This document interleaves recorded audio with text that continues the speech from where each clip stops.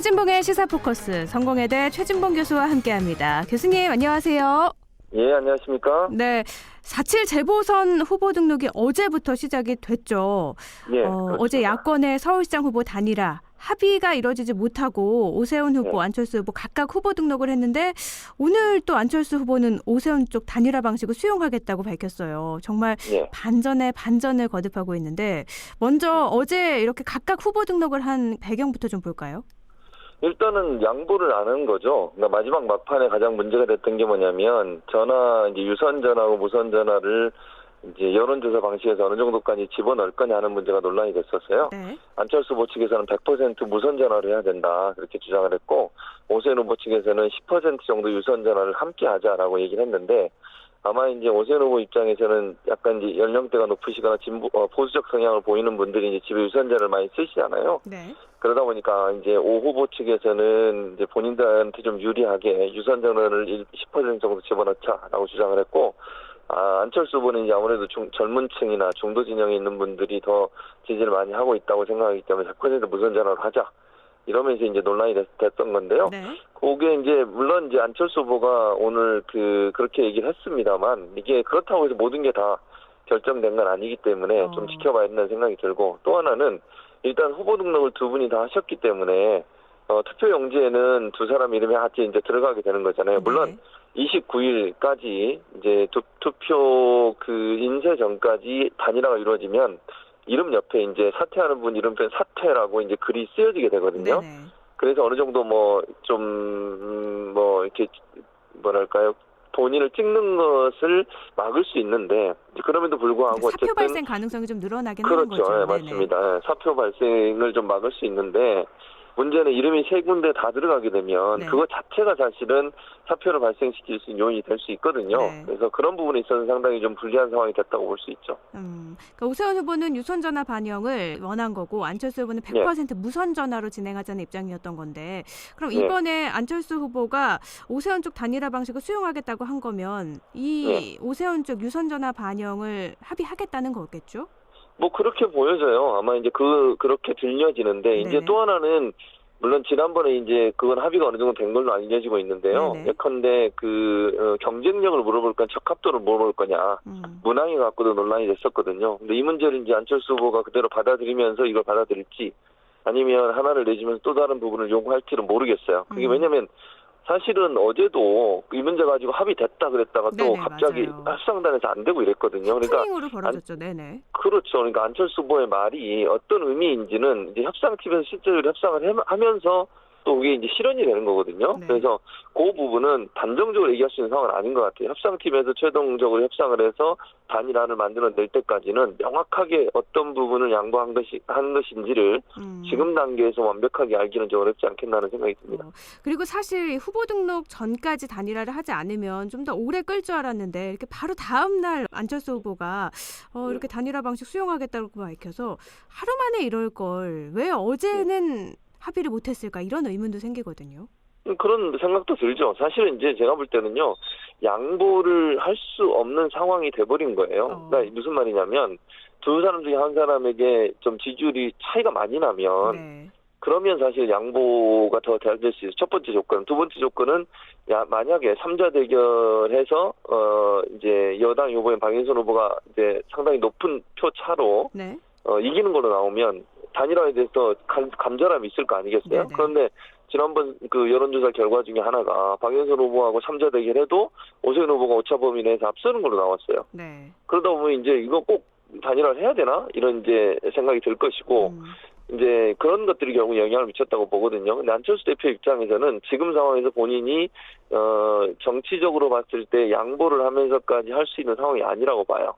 그렇다고 하면 제가 볼 때는 여러 가지 생각을 하긴 했겠는데 첫 번째는 이미 이제 두 사람 다 이름은 올라간 걸로 돼 있지 않습니까? 그런 상황에서 본인이 그래도 뭔가 단일화해서 열심히 노력하고 있다는 부분을 보일 필요가 있다는 생각이 들어요.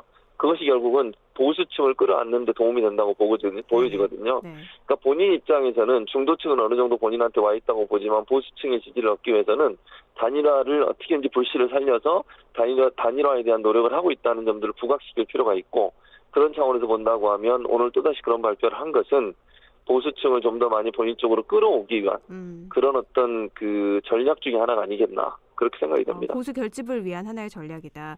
알겠습니다. 네. 국민의힘 원로가 또 기자회견을 해서 단일화해야 된다고 강조하면서 김종인 비대위원장 사퇴하라 이런 얘기도 했잖아요. 네, 그랬죠. 이런 가운데 안 후보 단일화 수용 발표 이후에는 김종인 위원장이 너무 늦지 않게 응해줘서 다행이다 이렇게 화답하기도 했는데 연일 안철수 후보를 향해 날을 세웠는데 이제는 이 파열음이 좀 들리지 않을까요? 아니 저는 그러지 않을 거라고 봐요. 김종인 위원장 입장에서 안철수 후보를 계속 이렇게 공격이라고까지는 제가 얘기하고 싶지 않고요. 네네. 계속 견제하는 그런 발언을 할 가능성이 있다고 봅니다. 왜냐하면 지금 현재 김종인 비대위원장 입장에서는 오세훈 후보가 후보가 돼야 되는 상황이에요. 네.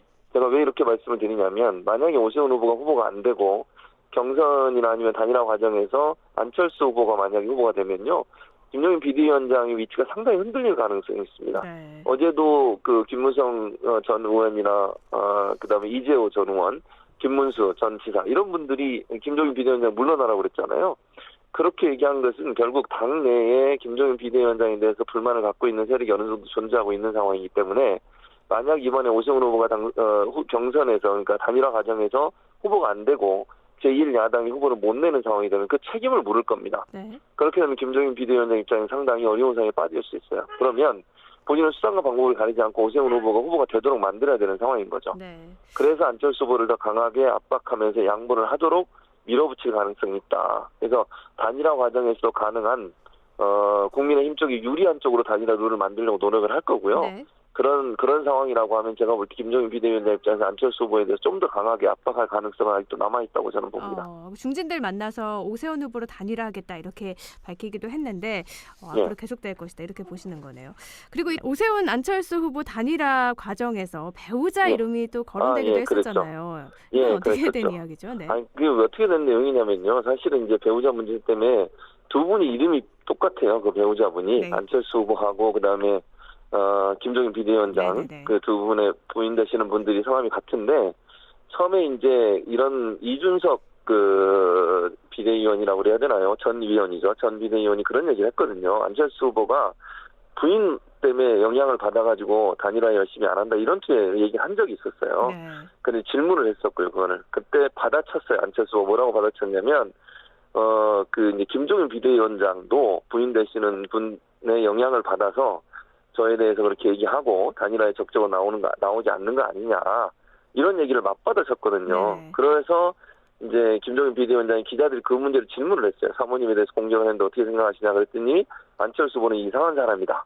이렇게 이제 비판을 했거든요. 결국 양쪽 다 마찬가지예요. 근데 서로가 서로에게 어떻게 공격을 했냐면 부인들이 영향을 미쳐서 단일화에 상당히 걸림돌이 되고 있다. 이런 투의 말을 하는 바람에 결국은 배우자들에 대한 공격이 이루어졌고 그것 때문에 결국 이제 감정골이 깊어져서 서로가 서로를 또 공격하는 그런 양상까지 가게 됐다고 볼 수 있습니다. 네, 그러니까 김미경 교수가 안철수 후보의 의사결정하는데 너무 깊숙이 개입돼 있는 거 아니냐 이런 의혹인 거죠. 네, 맞습니다. 알겠습니다.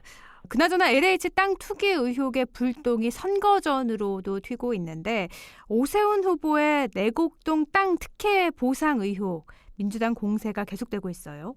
저는 이 문제는 상당히 앞으로도 계속 그 논란이 될 수 있다고 저는 보거든요. 네. 그러니까 논란은 크게 뭐 한 두 가지, 세 가지 정도로 볼 수 있을 것 같은데 첫 번째는 이 그 보금자리 주택으로 이게 국민 임대주택에서 보금자리 주택 지역으로 지정되는 과정에 서울시장으로 있던 오세훈 후보가 영향을 행사했느냐 이 문제예요. 네. 근데 여기서 논란이 되는 첫 번째 문제는 오세훈 후보가 이걸 해명하는 과정에 국민 임대주택으로 내곡동, 그러니까 본인의 처가에서 갖고 있었던 내곡동 땅이 노무현 정부 때 이미 지정이 됐다. 이렇게 얘기를 했었거든요. 네. 근데 언론 보도에 따르면 그게 사실이 아닌 걸로 밝혀졌어요. 네. 네. 그러니까 거짓말 논란에 일단 휩싸이게 된 거예요. 그래서 본인도 해명을 했어요. 그건 잘못 알고 있었다. 제대로 확인이 안 됐다. 그래서 잘못된 얘기죠. 그래서 그게 이명박 전 대통령 때 이제 그 지구로 개발 지역으로 선정이 됐다는 점, 이 점이 이제 첫 번째로 논란이 되고 있고, 두 번째는 이제 그 국민 보금자리 주택이 법이 바뀌면서요, 국민 보금자리 주택으로 이걸 신청을 하려면 반드시 그 지방자치단체장의 승인 결재가 있은 후에 가도록 돼 있어요, 보고서를. 네, 네. 근데 거기에 이제 본인은 모른다. 본인은 결재하지 않았고 본인이 모르는 과정에 국장이 정결로 해결했다. 이렇게 지금 주장을 하고 있거든요. 네네. 이 문제가 두 번째 논란이 되고 있는 상황이고요. 세 번째는 이제 그걸 그러면 수용이 되면서 본인은 손해를 봤다 이랬어요. 네. 그러니까 보통 300만 원 정도 평당했는데 자기는 270만 원 정도 받았다고 얘기는 하는데 이게 2010년부터 2010년 사이에 땅값이 약 한 4배, 5배 정도 올랐거든요. 근데 오르게 된 배경이 어디에 있냐면 개발 지역으로 지정이 되면서부터예요. 이 땅이 원래 그린벨트로 묶여 있었기 때문에 개발 지역으로 지정이 안 됐다고 하면 땅값이 오를 이유가 없어요. 네. 근데 개발 지역으로 지정이 되면서 땅값이 올랐고 오른 걸 보면 약 한 이제 전문가들의 분석입니다. 이거는 약 3.5배 정도 상승한 걸로 나왔어요. 그러니까 이게 그린벨트로 있을 때보다 개발 지역으로 지정이 되면 3.5배 정도 가격이 상승했는데 네. 오세훈 후보는 그걸 손해를 보고 팔았다 이렇게 얘기하면서 그게 이제 논란이 되는 상황. 그런 상황이 됐고 또 하나 이제 본인은 땅의 존재도 몰랐다 이렇게 얘기를 했지 않습니까? 네네. 그런데 본인이 국회의원 재산 등록, 공직자 재산 등록할 때 그리고 서울시장 당선되고 나서 재산 등록할 때 번지수까지 명확하게 기재를 했는데 그걸 어떻게 모른다고 할 수 있느냐 이런 논란들이 일고 있어서 이 문제는 이제 본인이 또 해명을 더 해야 되는 상황이 아닌가 하는 생각이 듭니다. 해명을 하면 할수록 더 문제가 커지는 그런 양상을 띠고 있는데요. 네, 어떻게 보세요? 그렇죠. 정말 기억을 못했을 수도 있겠다 이렇게 생각을 하시나요? 일반인이 상식으로 보면 기억을 못할 수는 없죠. 아니 그 땅을 35억짜리나 되는 땅을 많이 갖고 있지도 않잖아요. 네. 그걸 모른다고 하는 건 좀 이해가 안 된다고 저는 보고 두 번째는 공직자 재산 신고가 얼마나 중요하냐면요. 그게 잘못 신고하면 제재를 받고 이 법적으로도 처벌을 받게 돼 있어요. 네. 공직자가 재산 신고를 잘못하면 아무리 보좌관한테 시켰다 하더라도 마지막 제출하기 전에 본인이 확인 안 했겠습니까?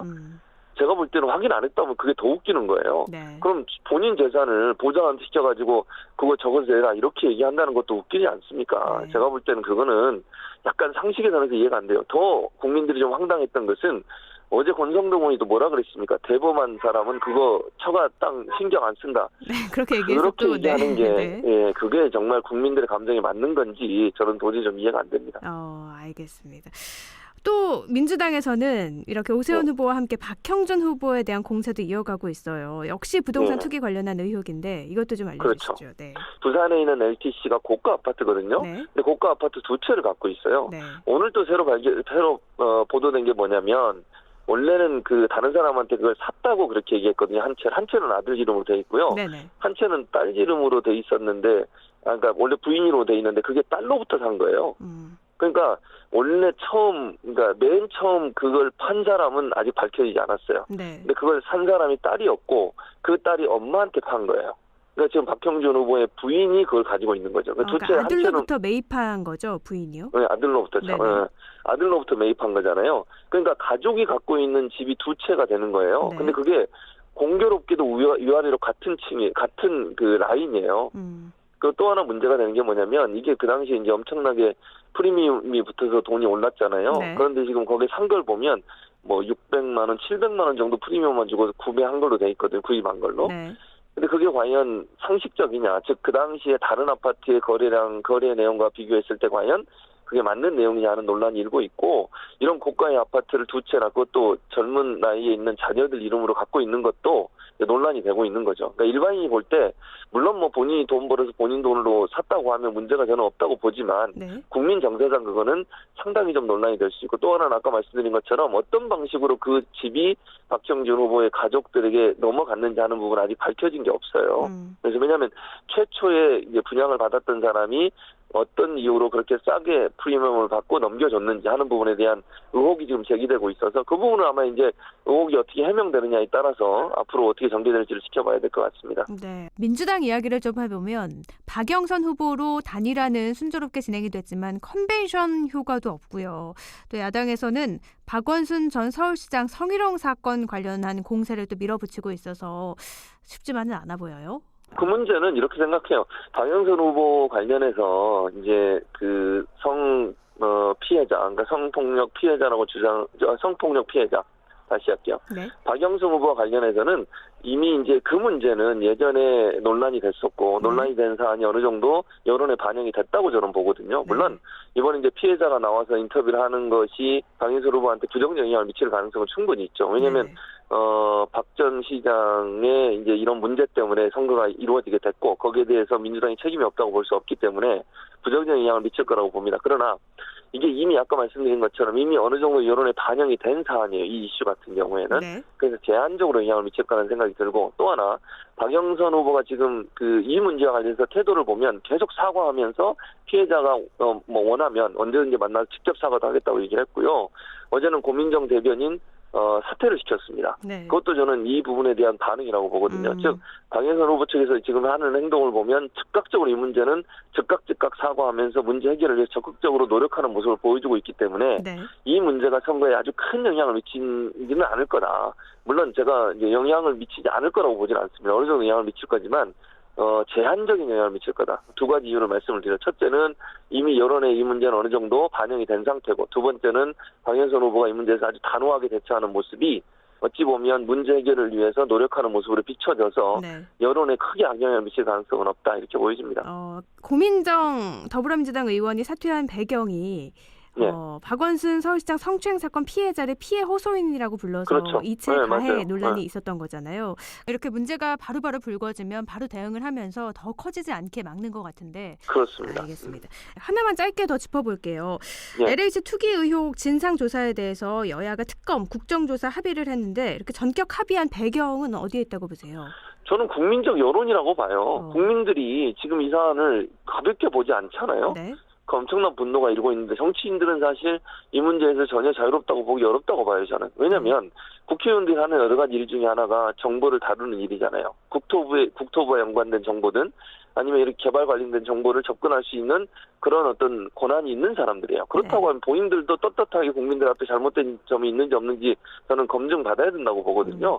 이런 국민적 여론이 결국은 스스로 특검이나 아니면 전수조사 할 수밖에 없는 상황으로 몰고 갔다고 생각합니다. 그러니까 정치인들 같은 경우는 국민들 여론이 너무 악화되니까 피할 수 없이 이 부분을 받아들였다고 저는 보고요. 그런 차원에서 본다고 하면 겉으로 하는 척만 하지 말고 진짜 제대로 했으면 좋겠어요. 전수조사를. 그리고 국회의원들만 하지 말고 가족들도 해야 된다고 저는 보거든요.